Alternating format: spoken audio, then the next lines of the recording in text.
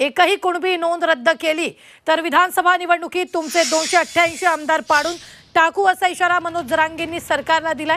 तसंच कुणबी नोंद रद्द झाल्यास राज्यातील सगळे रस्ते जाम करू असा इशाराही त्यांनी दिलाय। मनोज जरांगे पाटलांची जनजागृती शांतता रॅली धाराशिवमध्ये पोहोचली आहे। इथं आयोजित सभेत जरांगेंनी पुन्हा एकदा छगन भुजबळांवर घणाघाती टीका करत हा इशारा दिलेला आहे। आताच्या क्षणाची ही सगळ्यात मोठी बातमी आपण पाहतोय। एकही कुणबी नोंद रद्द केली तर विधानसभा निवडणुकीत तुमचे 288 आमदार पाडून टाकू असा इशारा मनोज जरांगेंनी दिलाय।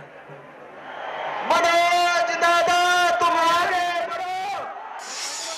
या आमच्या सरकारी नोंदी आहेत, याच्यातली एकही नोंद रद्द केली तुमचे 288 उमेदवार मराठ्यांनी पाडलेच म्हणून समजा। तुमच्यात हिम्मत असली तुम्ही फक्त नोंदी रद्द करून दाखवा, मग मराठ्यांची ताकद काय असते मग तुम्हाला आम्ही दाखवू। आपल्याला रॅलीच यासाठी काढाव्या लागल्या की छगन भुजबळनं मागणी केली मराठ्यांच्या नोंदी रद्द करा।